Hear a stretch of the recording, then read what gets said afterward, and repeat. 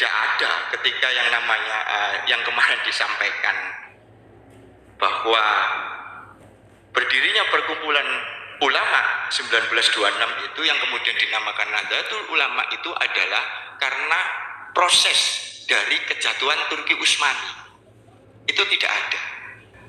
Jadi proses Nahdlatul Ulama itu tidak ujuk-ujuknya jadi Nahdlatul Ulama. Karena sebelumnya ada yang namanya Missionaries Trilogy. Semerap tahu tentang Missionaries Trilogy? Itu ada yang namanya Gold, Glory, Gospel. Jadi gold ini adalah kekayaan. Nah, inilah yang diawali oleh Kiai Hasan Gippo. Beliau ini menghadang para pedagang-pedagang dari timur asing dan Eropa. Nah, ini dibentuk Nahdlatul Tujar yang itu awalnya dari kartel keluarga Ampel Denta. Ini juga termasuk Gresik, Surabaya dan Sepanjang atau Sidoarjo. Nah, Nahdlatul Tujar ketika kita berbicara tentang glory, di situ ada Nahdlatul Waton. Bagaimana Nahdlatul Waton ini mengeluarkan ide-ide tentang hubbul waton minal iman.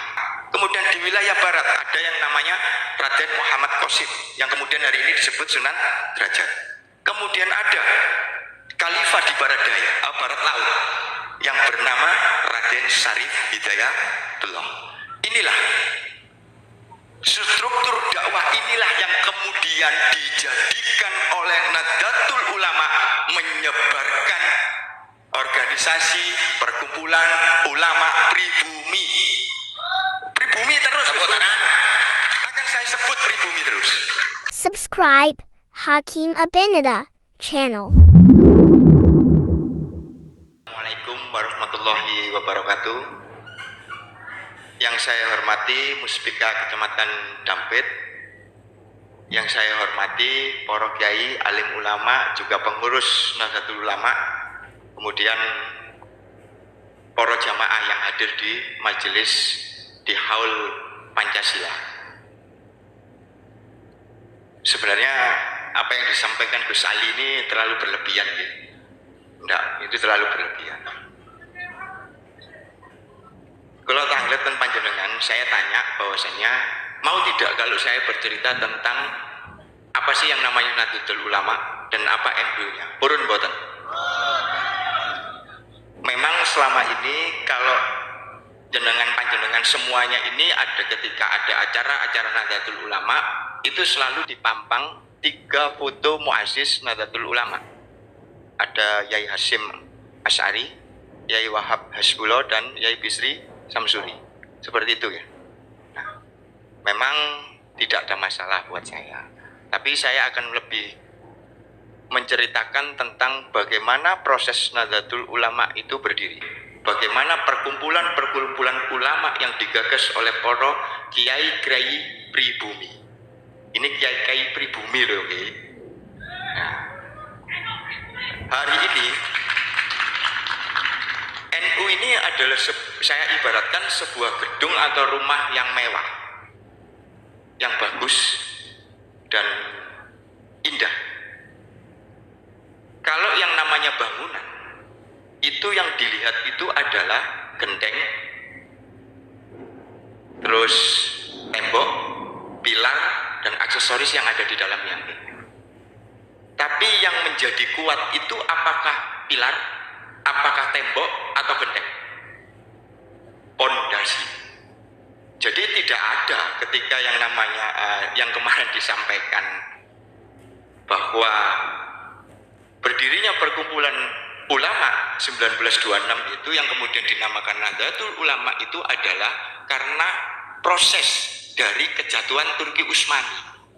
Itu tidak ada. Karena pun beri mawon wonten yai sepuh soalnya.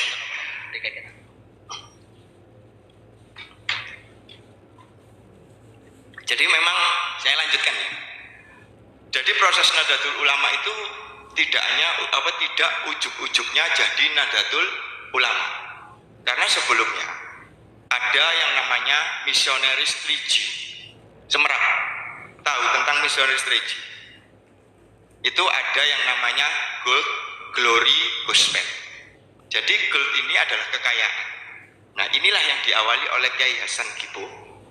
Beliau ini menghadang para pedagang-pedagang dari timur asing dan Eropa. Nah, ini dibentuk Nahdlatul Tujar, yang itu awalnya dari kartel keluarga Ampel Denta. Nah, ini juga termasuk Gresik, Surabaya, dan Sepanjang atau Sidoarjo. Nah, jadi Nahdlatul Tujar ini untuk mengantisipasi pergerakan dari pedagang-pedagang Cina. Nah, Cina ini ada klasifikasinya. Kalau dulu mbak saya itu ngomong yang selalu berhubungan dengan kiai-kiai atau saudagar-saudagar Ampel itu adalah Cino Ampiang. Nah, ini ada daerah Pecinan yang selalu membantu perdagangan di daerah Surabaya itu adalah di Pecinan atau yang sekarang kecamatan kelurahan Bongkaran. Nah, kemudian rumah itu ditinggal karena mereka dimiskinkan setelah ada beberapa permasalahan, dimiskinkan dan akhirnya pulang ke Lasem Rembang. Nah, di sana masih ada keluarga Cina itu. Nah, Nahdlatul Tujar ketika kita berbicara tentang glory, di situ ada Nahdlatul Wathon.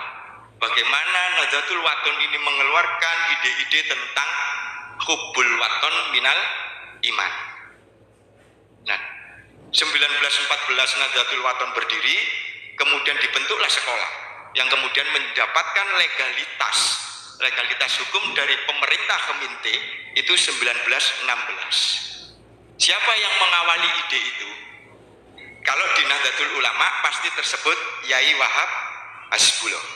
Tapi sebenarnya itu adalah hasil diskusi dari kiai-kiai muda.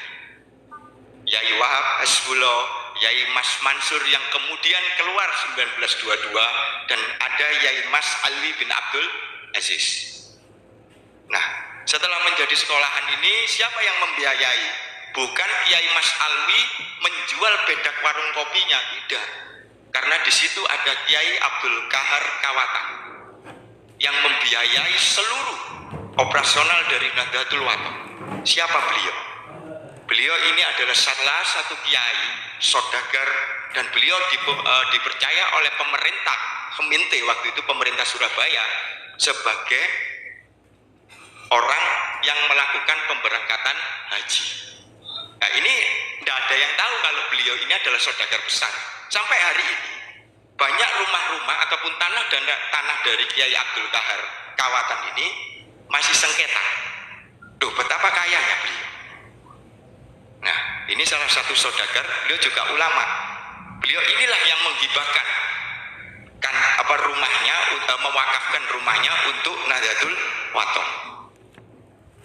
Nah, dari susunan itu sebagai komisaris atau pemilik itu adalah Kiai Abdul Kahar. Kemudian sebagai dewan gurunya adalah Kiai Wahab Hasbullah, dan kemudian di situ ada kepala sekolahnya yang bernama Kiai Mas Mansur, dan kemudian ada anggota. Di sini ada Yai Ridwan Abdullah, di sini ada Yai Alwi bin Abdul Aziz, juga beberapa kiai-kiai yang ada di Surabaya, termasuk Abdul Siddiq yang ada dari Surabaya juga.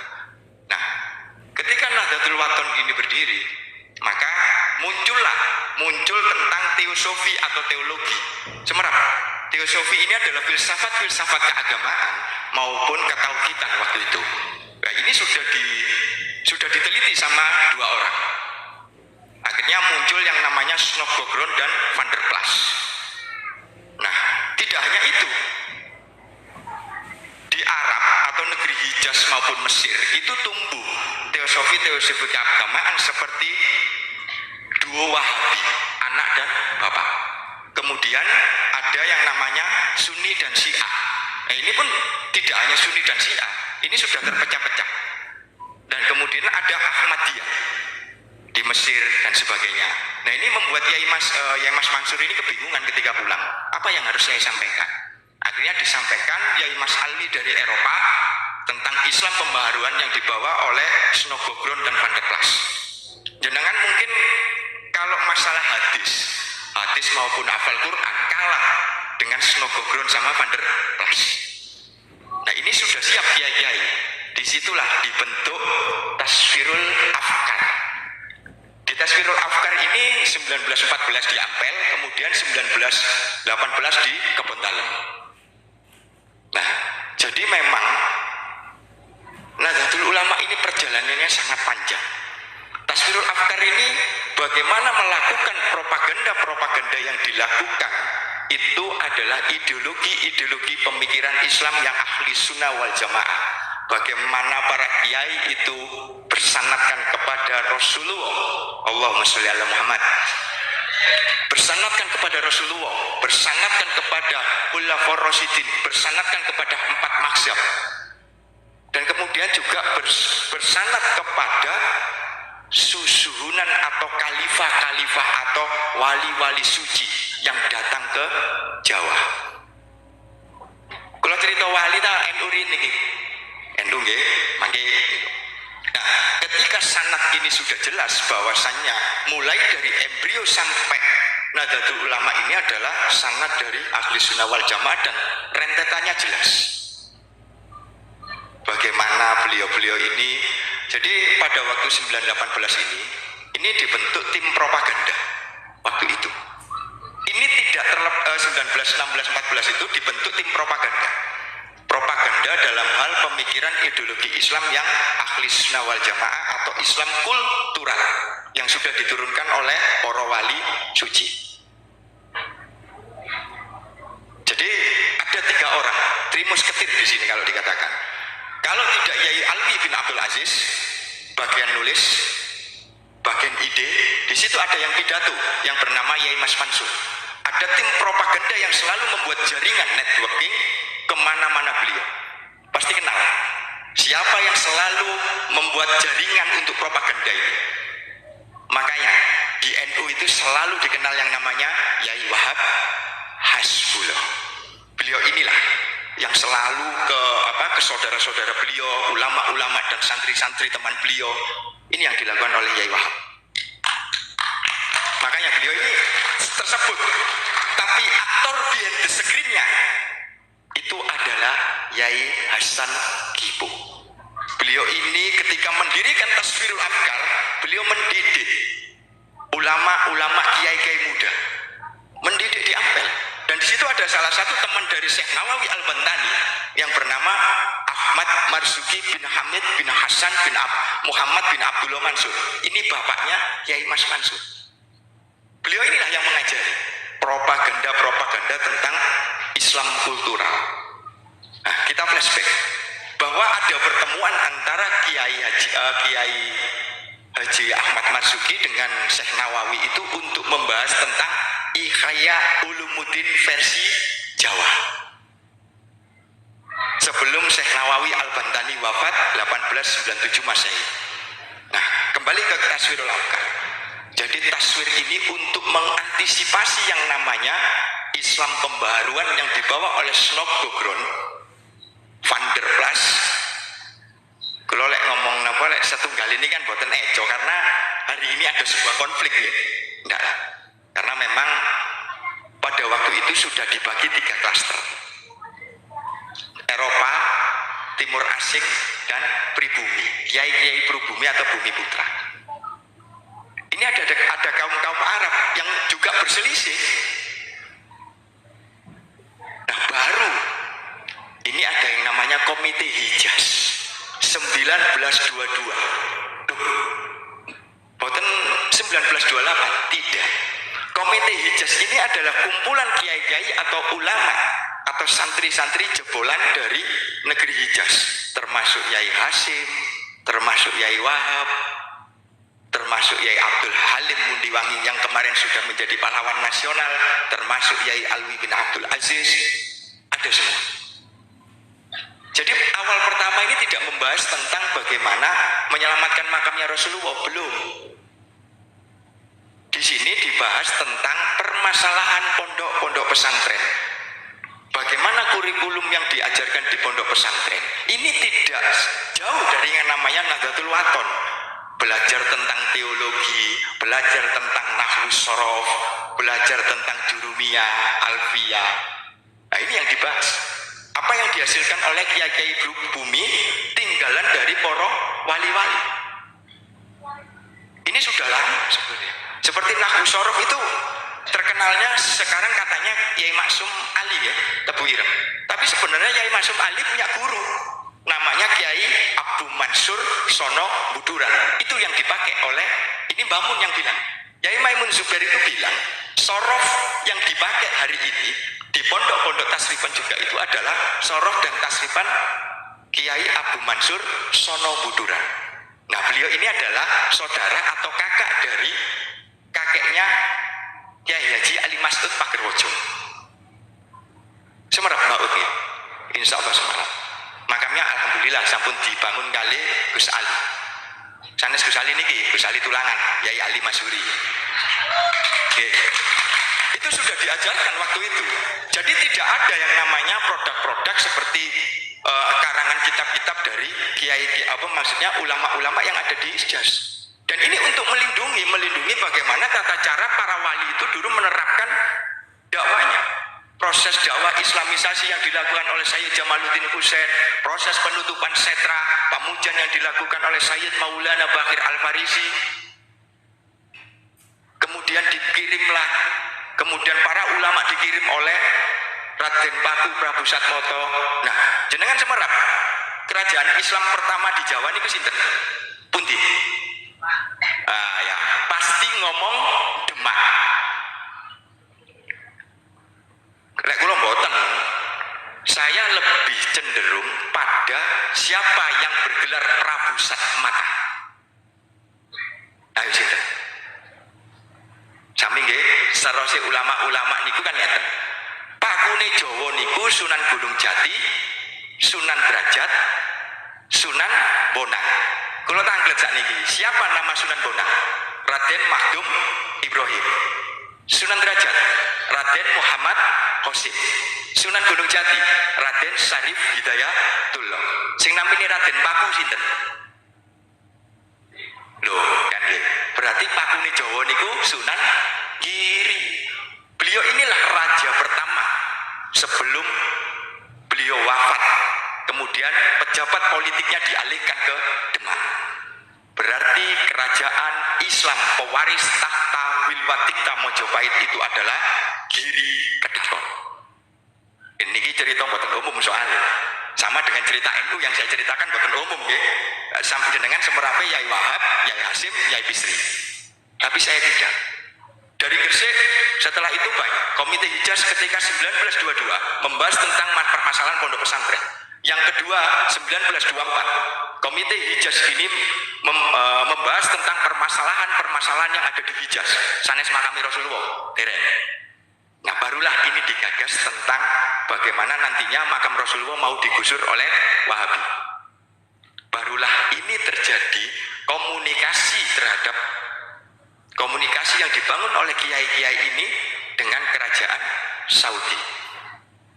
Nah, ini tidak hanya sebentar sebenarnya. 1926 diketuai oleh Raden Asnawi Kudus. Kemudian Yai Wahab. Kemudian ini bergantian terus. Sampai akhirnya 1926 itu diputuskan untuk membuat sebuah organisasi perkumpulan ulama secara formal. Di sela-sela itu ada yang namanya Takmirul Masajid. Takmirul Masajid ini lagi-lagi komisarisnya di situ ada Kiai Hasan Kibo, ada Haji Talki, ada Kiai Ibrahim. Banyak sebenarnya. Jadi banyak yang terputus sejarah Nahdlatul Ulama ini.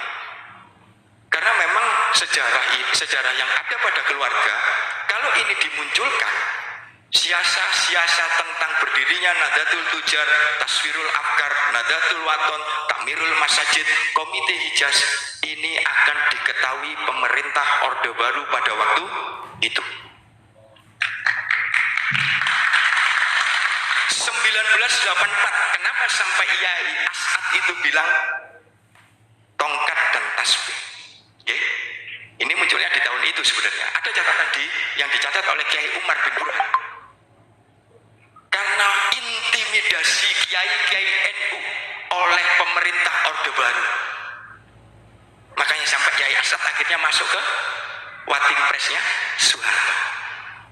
Nah, kemudian setelah organisasi ini berdiri sudah kuat, di mana itu ada berbagai aspek yang itu, maka didirikanlah organisasi perkumpulan ulama, musyawarah yang dilakukan untuk mendirikan perkumpulan ulama.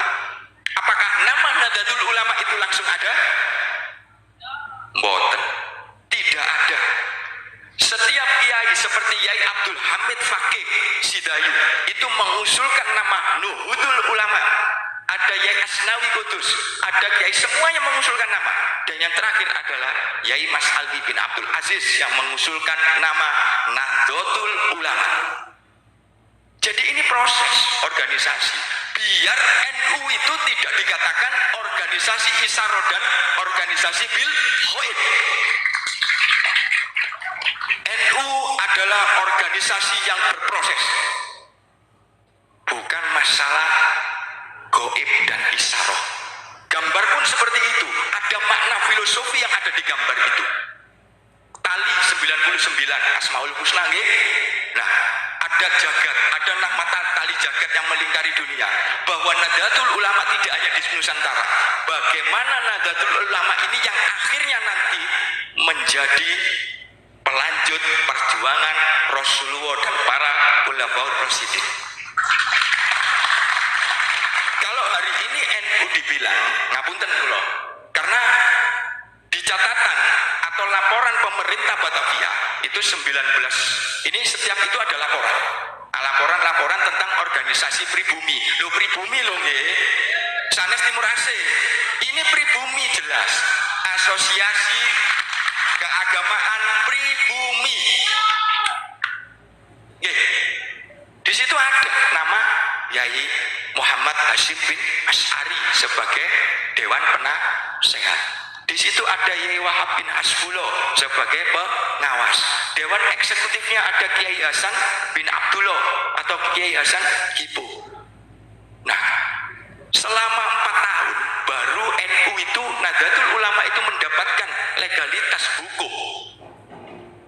Bayangkan 31 Januari 1926 mendapatkan legalitas hukum itu 6 Februari 1930. Bayangkan, pribumi 4 tahun. Tidak tahu kalau Robito Alawiyah.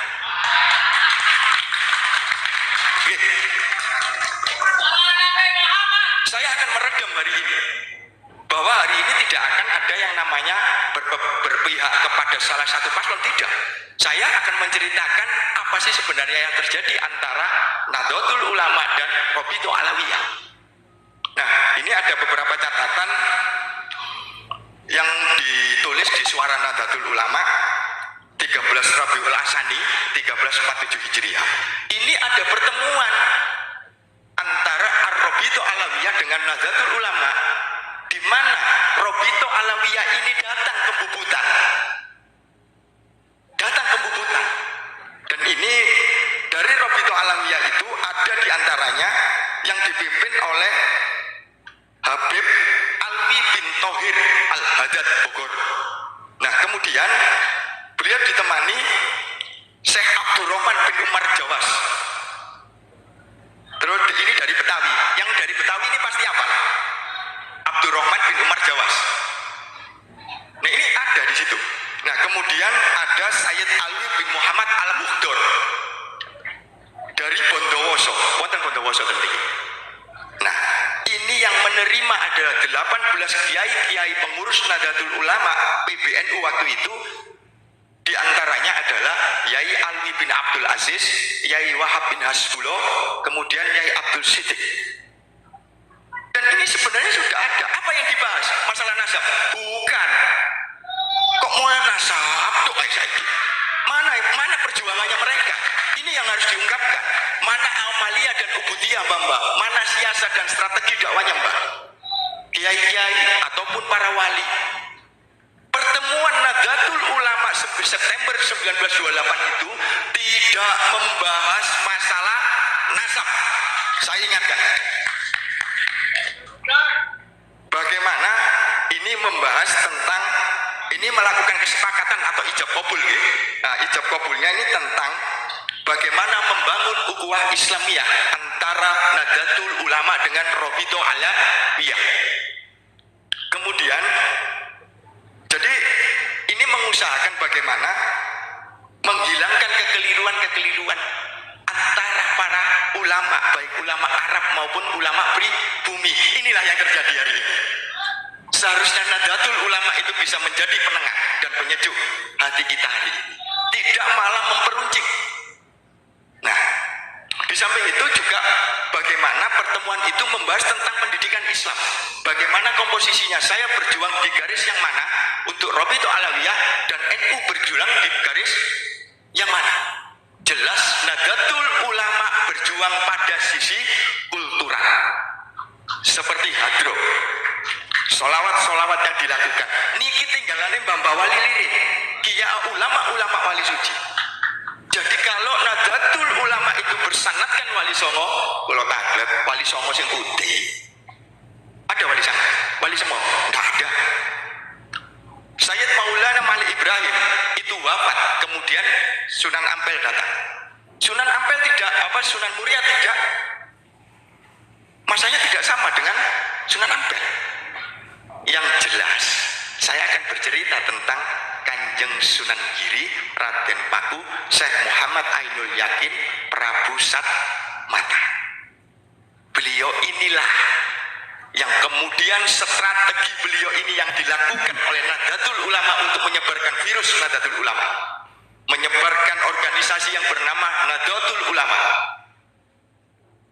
Sunan Giri itu membagi wilayah kekhalifahan dengan beliau sebagai Sri Pakunatanya. Di wilayah utara ada Raden Mahdum Ibrahim. Di wilayah timur laut yang bertempat di Madura ada Khalifah Husain. Insya Allah tiang Bangkalan Semerak. Iya Semerak ya. Pangeran Jimat. Nah, kemudian ada Sayyid Jumat Al-Kubro Al-Fergani, makamnya di Boto Putih. Kemudian ada Sayyid Raden Mahmud Ahmad Siddiq, putra dari Raden Ahmad Rahmatullah. Kemudian di wilayah selatan ada Pangeran Haryo Pinate, anak dari Raja Karangasem, Ki Anglura II. Kemudian di wilayah barat daya ada Syekh Bantiong, anak dari Syekh Kuro, Karawang. Kemudian di wilayah barat ada yang namanya Raden Muhammad Qasim, yang kemudian hari ini disebut Sunan Derajat. Kemudian ada Khalifah di barat daya, barat laut, yang bernama Raden Syarif Hidayatullah. Inilah struktur dakwah, inilah yang kemudian dijadikan oleh Nahdlatul Ulama menyebarkan organisasi perkumpulan ulama pribumi. Pribumi terus akan saya sebut pribumi terus, karena beliau ini dimasukkan oleh pemerintah waktu itu di klaster ketiga, bukan Buddha, bukan sebenarnya. Ini hanya membedakan klaster ini pada pembedaan klaster di mata hukum waktu itu, hanya itu. Nah, kemudian Nahdlatul Ulama ini tidak ujuk-ujuknya berdiri, dan kemudian muasis Nahdlatul Ulama itu tidak hanya Yai Hasyim Asy'ari, Yai Asbulo, dan Yai Bisri Samsuri. Di Gresik ada seorang bernama Kiai Zubair yang kemudian menjadi mustasarnya Nahdlatul Ulama. Ada Kiai Abdullah Fakih Kebungson, ada Kiai Kolil Pegelingan, ada Kiai Abdul Rahim Giri, ada Yai Hasan Dipo, ada Yai Alwi bin Abdul Aziz, Yai Basunni Penile, ada Yai Dahlan Abdul Qahar Kediri yang kemudian mendirikan PCNU Nganjuk, ada Yai Zainuddin Mojokerto, ada Yai Nahrawi Thohir Malang. Banyak sebenarnya. Kita jangan menutup mata bahwa mereka inilah muasis yang hari ini Nahdlatul Ulama bisa besar hari ini. Apakah hanya dengan 3 orang ini Nahdlatul Ulama bisa besar? Tidak. Nahdlatul Ulama dibiayai oleh siapa? Saudagar, tujar dari keluarga Ampel, dari keluarga Giri dan keluarga Wanjangrawu atau Sepanjang, bukan dari Pekalongan. Ngapain juga kakek saya Kiai NU itu sampai ke Pekalongan? Ini PBNU pertama, dan yang membiayai PBNU pertama terbentuknya Nahdlatul Ulama itu jelas, di mana di statuta Nahdlatul Ulama itu tidak dikatakan perkumpulan ulama Nahdlatul Ulama, bukan, tapi dikatakan untuk siasanya kepada pemerintah Peminte waktu itu adalah anggota dari Nahdlatul Ulama ini adalah guru guru agama dan non guru agama. Bisa dicek di Statuta Nahdlatul Ulama 1930. Monggo. Itu jelas, di bawahnya ada. Memang beda antara awal dengan akhir, karena ini sudah ada pergerakan 1928 dan sebagainya itu, sampai ada Badan Wakifiyah yang didirikan oleh Kiai Burhan, diketuai oleh Kiai Burhan, dan di situ juga ada Yayasan Rakyat juga Kebon Tala. Dan memang mulai dari Nahdlatul Tujar Semarang untuk memerangi misioneris 3G. Kira-kira jenengan niki lek mboten wonten Nahdlatul Ulama saged dados Kristen mboten. Karena pada waktu itu gencar-gencarnya kristenisasi. Mosok Kristen tok, sanes Wahabi tok, mboten. Partai Komunis, Sarekat Buruh, Partai Nasionalis, Partai Sosialis, Sarekat Islam yang dimana di situ sudah sudah kemasukan Islam merah. Siapa yang memasukkan di Islam merah? Samaun, Tiang Sidoarjo, Sekar Maji Marijan Kartosuwiro, Tiang Tulangan. Loh, ini masih dekat semua dengan wilayah teritorial Surabaya. Jadi memang sangat geopolitik di Surabaya itu memang panas waktu itu. Sampai kiai-kiai itu memutuskan untuk mendirikan Nahdlatul Ulama. Pun nggih, Nahdlatul Ulama wonten embrione, Nahdlatul Ulama wonten proses penamaane, Nahdlatul Ulama wonten proses pembuatan gambar atau logo organisasi. Nggih. Berarti kan ini bukan organisasi Isaro atau organisasi Goib. Kenapa kiai-kiai itu tahu? Kalau rapat atau muktamar Nahdlatul Ulama maupun musyawarah perkumpulan ulama, di situ wonten namine Gerbas, Semerap Gerbas, Gerakan Motor Besar Surabaya yang dikomandoi oleh Yai Abdullah Ubaid. Semerap Yai Abdullah Ubaid, pendiri Ansor. Oke, banyak. Jadi memang ini dimanfaatkan oleh kiai-kiai untuk memberikan sebagai sandi atau mengirimkan surat-surat kepada kiai-kiai itu. Boten kiai-kiai itu rapat menengeten terus ya wayahe rapat. Boten, tidak ada. Di ensiklopedia yang tadi saya tunjukkan 1932, ini adalah rangkaian atau kumpulan dari beberapa naskah maupun buku-buku yang ada yang ditulis pada waktu itu 1932, bahwa ketika maraknya yang namanya teosofi atau filsafat keagamaan Islam, awal berdiri itu adalah organisasi yang bernama Muhammadiyah. Nah, karena Nahdlatul Ulama ini banyak dari kiai-kiai yang masuk dalam syarikat Islam, di syarikat Islam ini dibuat aturan supaya tidak diperbolehkan dualisme organisasi. Akhirnya Kiai Abdul Halim yang jadi Ketua Syarikat Islam Majalengka keluar karena tidak diperbolehkan dualisme organisasi. Disinilah propaganda dan koordinir yang dilakukan oleh kiai-kiai Surabaya. Lahirlah Nahdlatul Ulama 1926. Kemudian barulah dibentuk departemen-departemen yang kemudian ada di Gresik, Pasuruan, Kediri, Semarang, Jombang. Nah, ini yang asik. Pekalongan. Kalau ini kalau ini bisa saya tolerir. Tapi kalau PBNU tidak.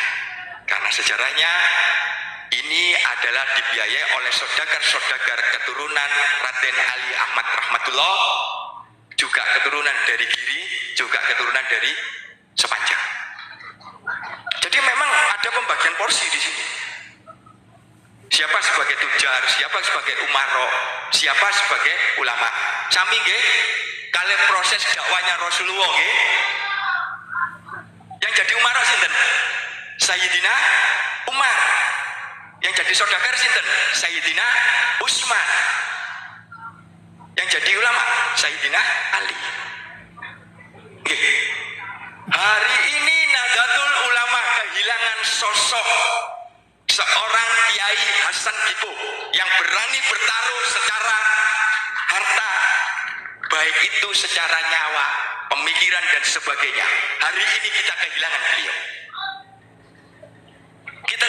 kehilangan seorang Yai Abdul Wahab sebagai propaganda. Beliau inilah yang selalu berkeliling. Kita kehilangan sosok pemikir seperti Yai Mas Alwi bin Abdul Aziz. Kita kehilangan sosok yang jujur seperti Yai Hasyim Asy'ari. Leres nggih. Ini kritik buat mereka. Silakan. Kita kehilangan itu. Nah, ketika Nahdlatul Ulama hari ini karena beliau ini hari ini yang ada di pusat tidak mengetahui dengan detail sejarah Nahdlatul Ulama, bahwa dalam pendirian embrio sampai Nahdlatul Ulama itu ada siasat atau strategi politik keagamaan, bukan politik kekuasaan. Sami kali dakwani itu politik keagamaan, bagaimana menyebarkan Islam, sama dengan Nahdlatul Ulama. Allahumma sholli ala Muhammad. Kalau terus sakit. Nah, jadi sebenarnya tidak ada, hanya oknum-oknum yang memainkan untuk persinggungan antara Nahdlatul Ulama dengan Ar-Rabithah Alawiyah hari ini. Padahal beliau-beliau itu sudah memberikan gambaran dan fakta sejarah bahwa Islam itu selalu memperkuat yang namanya ukhuwah Islamiyah, jelas, yang kemudian ditelurkan dalam Pancasila, sila ketiga Persatuan Indonesia. Boten, lihat yang Madura sanes sanjange ngeten, Indonesia kompak. Niku. Jadi memang tidak ada permasalahan itu. Tapi kenapa hari ini kok seperti itu? Kita harus berkaca kepada kiai-kiai sepuh yang mendirikan Nahdlatul Ulama, Habib-habib yang mendirikan Rabithah Alawiyah. Kita harus berkaca di situ. Karena tidak ada pergesekan dan sebagainya. Kinten-kinten lah wonten Nahdlatul Ulama pripun kondisi Indonesia ini bagaimana? Ya mungkin wis wonten Wahabi, nggih, PKI, komunis dan sebagainya sudah berkembang. Disinilah Nahdlatul Ulama sebagai filter. Niki Nadiyin kali Nadiyat sedanten boten? Nah, ini pertanyaannya. Karena memang organisasi Nahdlatul Ulama ini tidak hanya di Nusantara, tapi di dunia.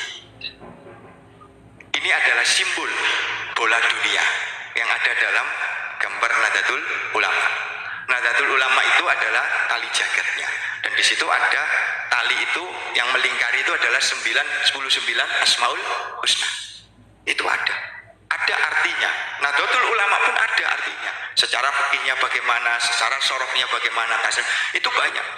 Hari ini kita hanya tahu bahwasanya wes pokoknya aku ini Nahdlatul Ulama, wes pokoknya ini aku ini santrine Yai Hasyim, lek kula santrine Yai Hasan Dipo mawon wis.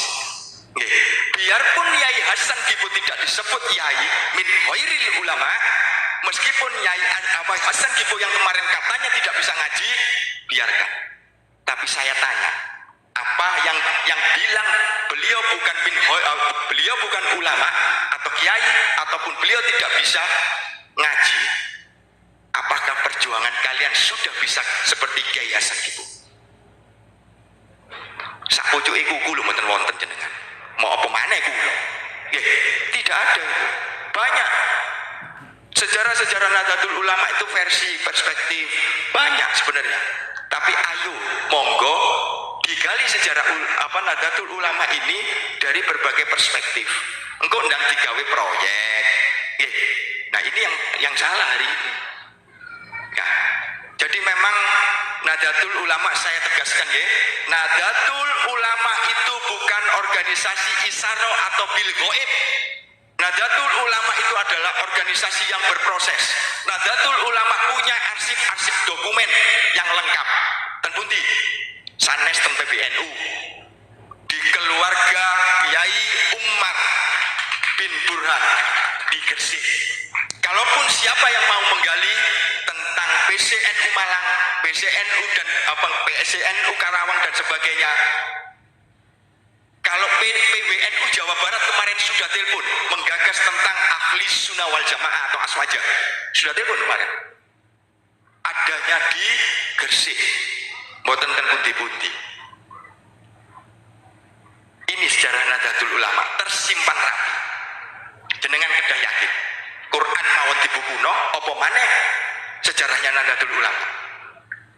Cakap semanten nggih, cukup cukup hari ini. Nanti kalau memang monggo tendukur kali kula, saya ceritakan lebih detail. Mohon maaf apabila ada kata-kata saya yang salah dan menyakiti perasaan, entah itu DPP atau saya minta maaf. Ini tidak ada bermaksud untuk, tapi ini untuk kedepannya anak cucu kita. Saya akhiri, wallahumma fiq, wassalamualaikum warahmatullahi wabarakatuh.